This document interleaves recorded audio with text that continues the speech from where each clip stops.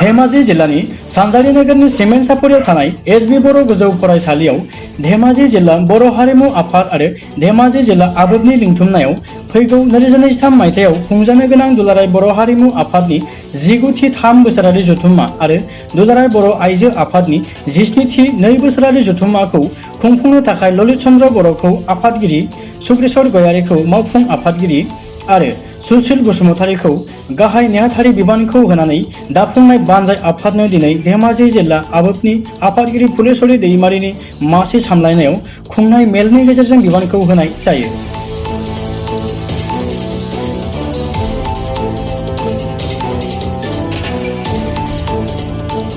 हाबाफारियाव बाहागो लादोंमोन BKWSनि गाहाय खुंगिरि मिहिनेश्वर बसुमतारी, ललित चन्द्र बर', सुक्रेश्वर गयारी, MSनि EM मलेन्द्र नार्जारी, सोद्रोमा रातिराम बसुमतारीजों लोगोसे गुबुन गुबुन आफादनि दैदेनगिरि आरो गं 72 गामिनि गामि दैदेनगिरिफ्रा बाहागो लादोंमोन।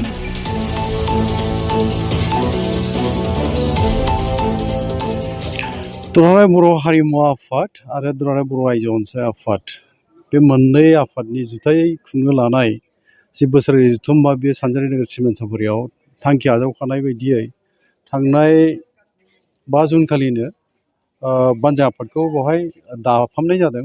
माने बुंनो थाङोबा माखासे मानसिखौ लानानै गाहाय बिबाननि थाखाय बिबानखौ होनानै दाख्लैनो दानाय जादों। दिनैहाय जि मोनसे बेवहाय जुथुमफिननाय जादों बे जाहैबाय माखासे गोबां दालाय आफाद नांगौ जायो जथुम्माखौ मोजाङै खुंफुंनांगौ जायोबा, बेखायनो दालाय आफादफोरखौ दिनैहाय दाफुंनानै लानाय जादों। दा गुबैयैहाय आं बेखौ बुंनो लुबैगोन जे दुलाराय बर' हारिमु आफादनि बे 19थि बोसोरारि जथुम्मा जागोन आरो दुलाराय बर' आइजो अनसाय आफादनि 17थि 2 बोसोरारि जथुम्मा बेवहाय लानाय जाबाय। दा बेवहाय आङो सानजारि नोगोर सिमेन्ट सापरि आरो जोंनि बर' कसारि अनसाय गावारि खुंथायनि मावखुलिया जेराव बेवहायनो खुंनो लानाय हिसाबै गिलिर बिबाना जोंनि ओनसोलनि रायजो राजाफोरनि थाबाय, जोंनि सायाव थाबाय। दा बेखौ मोजाङै मावफुंनांगौआवहाय जाफुंसार होनांगौआव बेवहाय गासै माहारियारि आफादफोर बर'नि जेरैहाय दुलाराय बर' फरायसा आफाद थाबाय, खौसेथि बर' सुबुं आफाद थाबाय जिल्लानि, आरो बर' आइजो अनसाय आफादाथ' थाखाबायानो, आरो दुलाराय बर' हारिमु आफाद जिल्लानि आफादफोर थाखाबाय, एक्सपेलिटिभ वेलफेयार ससाइटि थाबाय, NDP थाबाय, बर'नि धोरोमारि गौथुम बाथौ गौथुम थाबाय, आरो लोगोसे ब्रह्म धोरोमारि आफाद थाबाय। गासै बर'नि आफादफोर बुंनो थाङोबा बेवहाय बाहागो लानाय बे जथुम्माखौ खुंफुंनायनि जि मोनसे बानजाय आफाद दानाय, दालाय आफाद दानाय बे जाफुंबायखौनो बुंजायो। दा बाथ्राया बेल' जोङो जायफ्रा जेराव बिबान मोनदों थांनाय बोथोरफ्राव जेरै जों गुबुन गुबुन आफादनि जथुम्माखौ खुंनानै हरबाय, बुंनो थाङोबा गिदिरथार आफादनि जथुम्मा खुंना हरदों होनोबा बर' थुनलाइ आफादनि जथुम्मायानो गिदिरसिन जथुम्मामोन, आरो बेनि उनावहाय 5थि बोसोरसालिया जथुम्मामोन बेयो खौसेथि बर' सुबुं आफादनि। बेफोर गिदिर गिदिर आफादफोरनि जथुम्माखौ खुंनानै जेराव हरनो हाबाय, दाबो बे मिजिंजों बेखौनो रोखा जानानै दङ जे जों खुंनो हागोन। बाथ्राया बेल' थाखा फैसानि जि मोनसे रांखावरिनि बाथ्रा बुङोबा दिनैहाय एसे जेंना दङ। दुलाराय भारत हादरनि बाथ्राखौनो बुं, बुहुमनि बाथ्राखौनो बुं, रांखान्थि हालोदा जस्लददों थांनाय बोथोराव कर'ना भाइरास COVID-19नि थाखाय।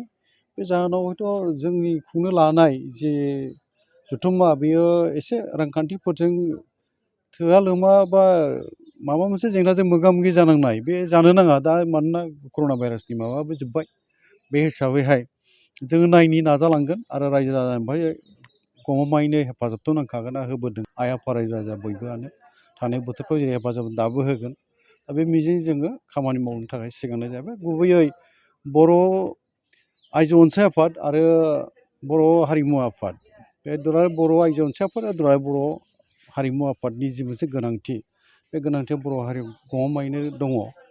मानोना बर' हारि दानायावहाय बिमा माहारिनि जि बिहोमा बेखौ जोङो मोनबोनाय जादों। थांनाय समाव बड'फा उपेन्द्रनाथ ब्रह्मनि गोलाव सम बड'लेण्ड आलादा रायजो सोमावसारनाय समनिफ्रायनो दुलाराय बर' आइजो अनसाय आफादा गोबां जेंना जेंसि जारलाजों सहायबोनानै हाबा मावबोनाय जोंहा गोसोआव दङ। आरो दिनैबो बर' हारिनि समाज फोसाबनायनि हाबाफारिफ्राव बाहागो लानांगौनि गिलिर बिबाना बर' बिमा माहारिहा दंथारो।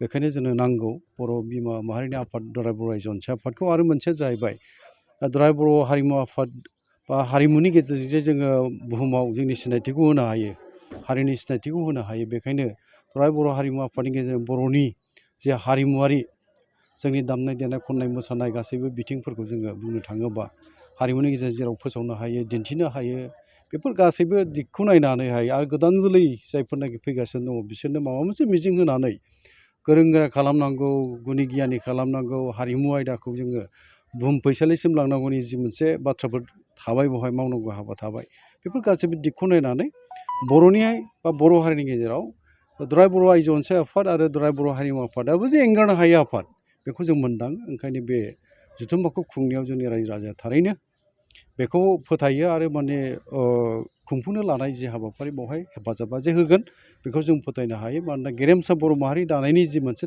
बिथांखियाव जों खामानि मावबोलायदों बेवहाय रावबो रावखौबो एंगारलायनानै जाया। जों जयैनो जोङो आखाइ हमलायनाय खामानि मावनांगोन। आइ आफा बिदा फंबाय बिनानाव बयबो खौसेथिनि बाथ्राखौनो दिनैबो जोङो मोनदांबाय थायो। अलखद जे जादों जोंहा खौसेथिनि जे आंखाल जादों जोंहा बेखौ जों मोनदांबाय थायो। दा बेफोरनि गेजेरजों बे जोङो जुथायै खुंनाय मोनसे जि फैगौ जोङो जानुवारि दानावनो खुंनो साननाय जादों। अक्ट'खौ जोङो रोखा खालामथ'वाखैब्लाबो जों सानना लादों माने जानुवारि दाननि 19, 20, 21, 22 बे अक्ट'खौ खुंनो हायोबा मोजां बानजा आफादा दिनै रायज्लायदों। आरो बेखौनो जोङो दुलाराय बर' हारिमु आफाद आरो दुलाराय बर' आइजो अनसाय आफाद बिनि मिरु आफादनि दैदेनगिरिफोर मोनथिहरगोन जोङो। आरो बे अक्ट'आव खुंनो हायोबा मोजांखौ जोङो बयबो रायज्लायलायदों। दा जायखिजाया जों नाजालांनि बाथ्रा बेल' जोंनि मावनो लानाया गासैबो हारि दानायनि माबायाव दङ बिथांखियावनो बे सोमोन्दो दंजोबो। दा बे हिसाबै जोङो बयबो आवगायलांनो हागोन बा मावनानै दिन्थिफुंनो हागोन बेखौ जों मिजिंथिनाय जाबाय।